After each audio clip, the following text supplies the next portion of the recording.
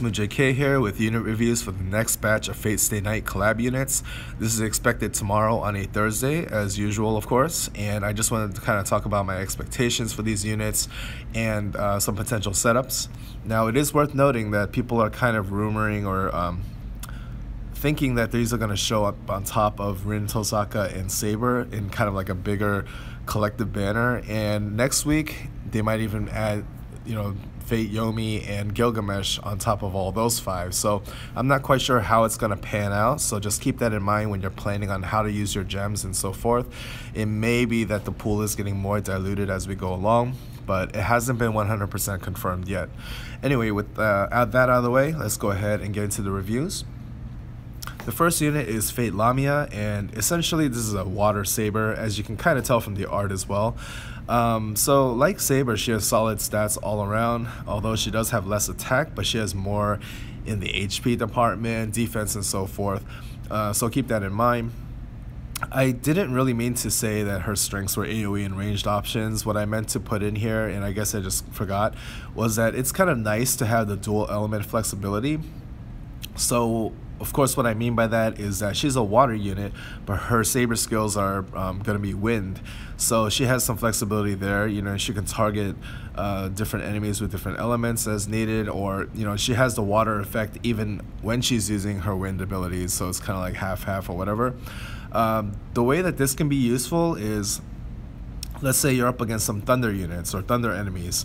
Typically, water would do very little damage against thunder enemies, but when you use wind abilities, that kind of offsets the weakness, and it turns out to be kind of a neutral matchup. So it makes her very consistent damage wise, no matter the matchup. So that's kind of a good thing. This is also true for units like Sita, who is a wind unit, and as a wind unit she's weak to fire enemies, but she has water abilities on her pirate job that can kind of offset that as well. So it can be pretty practical and useful. So yeah, I like that steadiness that comes with that. Just keep that in mind as you assess the worth of these units as well. Like Saber, she is fast and mobile. She has actually higher agility than Saber. I think it's in the 130s at level 85. And, she has the typical 4 move that Saber jobs have, which is really good. And there's actually potential for more, and we'll get into that in just a little bit. Her weaknesses are just like Saber. She has some limited damage potential. While she does have a buff that buffs her stats, like in general, it's not something on the level of like a sharpening focus, or she doesn't really have like a dedicated attack passive either. She does need a large supply of jewels, and she has a pretty good farm rate, but the fact is that she needs to get really close up to the enemy, which can be sometimes a problem. And she doesn't have any particular master abilities or gear built for this character, so that is kind of one downside as well when you're comparing with Saber. But she does have some advantages over the vanilla Saber, which we'll talk about. So the non-well setup is basically going to be Night King as her main job, of course, but the sub-skill, the recommendation is going to be basic assassination. And the reason for this is because some of the skills are actually pretty similar in scope and so forth, but what you're giving up as far as like that big self buff that we talked about with 30% stats to everything, you might want to consider using basic assassination instead for something called payment slash maybe. I'm not sure what the translation is going to be, but what that does is, instead of buffing up your own character, it debuffs the enemy that you hit by a lot, like attack and agility, I believe. So in a way, instead of helping herself, she's helping anybody who could potentially be targeted by that enemy. So it's kind of like a give and take there. Also, she has another ability, again, translation, pollution, I don't know if that's accurate, that can basically act as a vaccine for herself, so she's not going to be susceptible to status ailments and things like that. So situationally, that's why I think basic assassination can be more useful than basic Night King, but it's really up to you. There's not like a very, very clear answer with regard to those. For the reactive ability, the recommendation is either Intuition for more survivability, or Reproach, which is something that I have a hard time resisting, is a guaranteed counter, and that's what Reproach is. So it's a really nice reactive ability, in my opinion. But if you're more concerned with staying alive and surviving longer, Intuition's probably better there. So for job 1 passive, you have magic resistance just like usual. This is the 30% magic defense, which is a pretty nice buff. Although somebody did point out that because of the magic defense stat is kind of low to begin with, it's not going to make a huge difference as much as you think. But, you know, it could still end up being like 45 points of magic defense, which is pretty good. And then the other passive would be Mind's Eye False, which is basically a 25 plus evasion, which is really good, I think. So the whale setup is actually not too different. If you look, pretty much everything is the same, although you will probably replace magic resistance for ninja stealth. So you're giving up a little bit of that magic defense for 1 extra move and jump, which is huge, especially because she's a close-up melee character. You want to be able to close that distance even faster, so that's why ninja stealth is the optimal setup for her. Useful abilities, again, the Saber stuff, Tri-Slash for really good single target damage, Air Strike for that really nice 9 square or 3x3 square AoE attack, and then I already talked about Payment Slash and Pollution. I don't know if that's what they're going to be called, probably not. Tier placement wise, I think Global, when she premieres, she's going to maybe be A to S tier, depending on which jobs you have unlocked, and depending on the kind of buffs that they've given her in Global, which I'm not quite aware of yet. But yeah, she's going to be fairly solid, but not like game breaking in any way. And in Japan, she's C tier because, again, I mean, if they have limited damage potential, it doesn't really scale well into the future. But for now, she's going to do just fine. I forgot to also mention that her leader skill is raising HP by 30% and physical defense by 20% for water units. So maybe not the best choice for a team of physical attackers, but maybe good for hybrid teams. You know, mages can always benefit from those stats as well. Her 3 jobs are Saber, Assassin, which is not to be confused with Shadow Assassin, like Oswald, by the way, and then Ninja, of course, for that mobility. The second unit is going to be Fate ZAHAR, and as you can tell from the art here, this is basically a variant of Archer. So, like Archer, there's a nice mix of ranged and AoE options. There's also, of course, close melee options. But Fate ZAHAR does have a unique mix of survivability skills, which we'll get into, of course. With job 3, which is Lancer, a new job, he does have very solid mobility at 4-2. But even with Archer, he has 3-3, which is solid on its own. The weaknesses are that there are no physical attack passives, so again, we have limited damage potential here. There are some active buffs that we can talk about, but they all cost jewels in a turn, of course.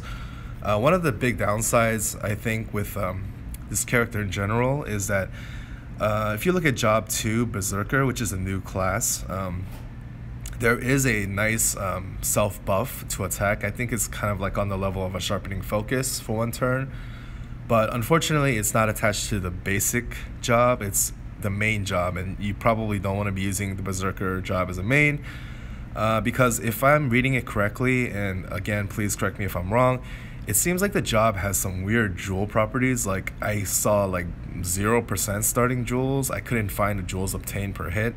So I really don't understand this job. It might just be that the database is not quite correct, but it seems like it's not going to be a recommended job based on that from what I've seen. And then master ability wise, again, there are no specific gears for Fate ZAHAR that we know of, but yeah, I mean, you could typically just use like bows or twin blade swordsman weapons, and you know, spears and stuff for the Lancer job and so forth. So the non-whale setup is going to be basically all job 1 stuff: Bogard, basic Bogard, row IS for survivability, clairvoyance for the extra range and hit rate. And then we have job 2, God Hand, 12 labors, and this is referring to, if you've watched Fate Stay Night, the Berserker in there, the main one called Heracles or Hercules,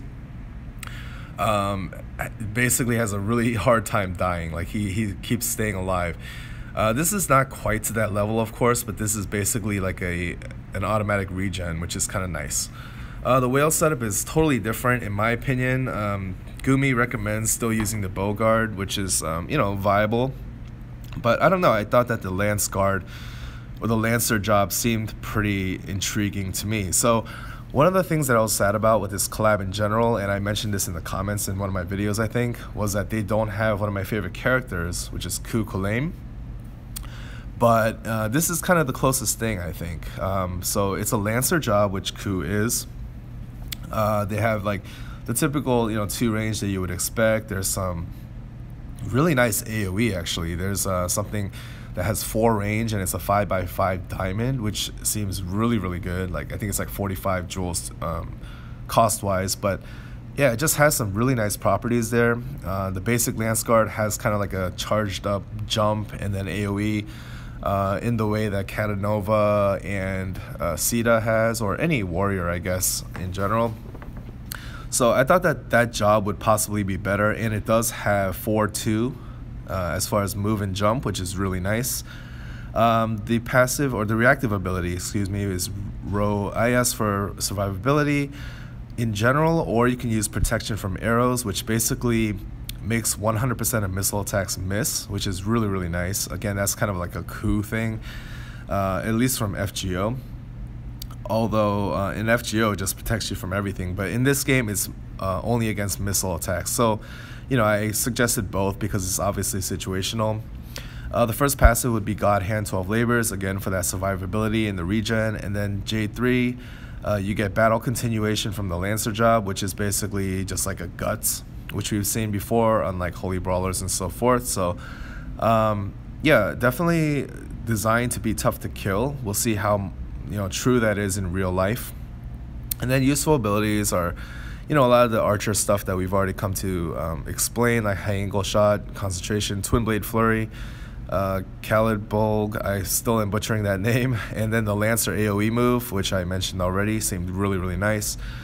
Tier placement wise, again, I'm not quite sure. I think it's going to range from A to S. There is still a little bit of concern about the jewels usage and all that stuff, but especially with the Lancer job, I think that there's a lot more potential here as opposed to Archer. So we'll see how that plays out. In Japan, again, it's C tier, not a really good long-term investment as far as future-proofing because the lack of physical attack and so forth. So the last unit is going to be, in my opinion, the most interesting one because she's like completely new. This is basically the water version of Rin Tohsaka. There are some key differences, of course. Obviously, her spells are water instead of fire for Rin. Her ranged attack is only 3 as opposed to Rin, so that's a little bit worse. But she does have ways to make up for that. Like, for instance, she's pretty solid stat-wise. I mean, she's not quite as tanky as Rin, but she is pretty nice overall. But Magic Veil is a nice reactive ability that basically has a guaranteed chance to block 80% of magic defense or magic damage coming. So she's like a really unique magic tank. Like if you're up against a lot of magic enemies, particularly if they're fire, she's going to be unstoppable. So that's kind of unique about her. She also has the option to be used as a support. So if you find that her damage is starting to be lacking as you go further and further into the future of the game, you can switch her over to support. You can make her a Chronomancer. She's not going to be on the level of Lofia, but it's always nice to have an extra Chronomancer, especially one that has some versatility there. And she can do a double water element, which again is going to just nuke fire enemies to death.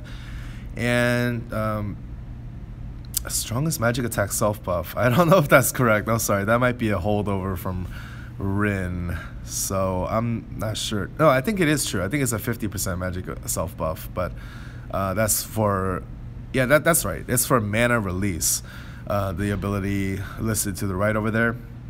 Weaknesses, of course, are that she has no elemental versatility because she's all water. And the master ability gear, I don't know what the translation is, but something about a berserker. And in the movie or the series, the anime series, her servant is a berserker. It's Heracles, so this makes sense. I'd be curious to see what it looks like. But it's a ranged attack with 4 range and 3 height. It's a water physical attack. But it's based on her magic stat, so that means that it works against the enemy's physical defense, but it is also calculated using her own magic attack stat. And it's a nice multiplier there, 150%, but I don't know if that's going to be true for global. And it buffs up her own magic attack by 30% and agility by 25% for 3 turns. So this is a really, really nice master ability. And I believe this can be used twice in a match, so you definitely want to farm this up if you have ILLYASVIEL and you're using her. It's really, really good. So the non-wheel setup is going to be, as you would expect, her Master Magician job, or the actual skills are called Transmutation Magic, and the basic magic as well. Magic Veil for the reactive ability, again, that's going to make her like a really, really strong magic tank. And J1 passive Magecraft Basics is a 20% buff to magic attacks, so that's going to make her even more potent. And at J1 and J2, you only have really Time Leap as your only other option, which is not bad because some of her abilities only have like 2 or 3 uses, so it's always nice to get an extra use out of them. For the whale setup, it's exactly the same actually, but instead of Time Leap, you're replacing that with Swift Charge, which is going to make her spells cast that much faster, of course, I think like a third. And that's important because almost everything she has a cast time associated with it. Maybe except for like, I don't know what the translation is, but maybe except for something called like Gigantic Light Bullet, which I believe is a 3-range attack that's pretty strong, but that's instant cast. Everything else seems to have a cast time, including all of her like really strong AoE abilities, so Swift Charge is definitely going to be useful there. But yeah, perfectly usable from job 1 and 2, by the way. Her useful abilities, again, there's a lot of like AoE here. There's that self buff with the magic. And then if you do happen to use her as a Chronomancer down the road, or in situations where you need one, you can of course use Overclock and Quicken. Always good options. Tier-wise, I do think she's going to start off as a strong S tier because she is a high magic attack mage with some ranged attacks, with a nice amount of AoE. And when it comes to like fire enemies, or especially mages, she's going to be the absolute best at that. Even if she lacks some versatility, she's going to be very useful. And then, you know, of course, further into the future, she's going to fall off a lot. And again, she's C tier for Japan. So, really cool character, maybe not the best long-term investment again. So if you're free to play and you're thinking about, should I pull on this banner? My honest opinion is probably no, because next week Gilgamesh and Fate Yomi should be coming, and both of them are rumored to be top tier units. Well, Gilgamesh is confirmed. I mean, he's top tier for sure. He might be in a tier of his own when he debuts, and he's still strong in Japan today. But people are speculating that Fate Yomi is going to be really, really strong as well. So if you're trying to make the best use of your gems and your currency, you probably want to wait until next week. So anyway, hope you guys enjoyed that. Hope it was informative. Let me know if there's anything that I completely missed. And I hope you guys enjoyed. See you guys next time, and I'll have a summoning video for you tomorrow. Peace.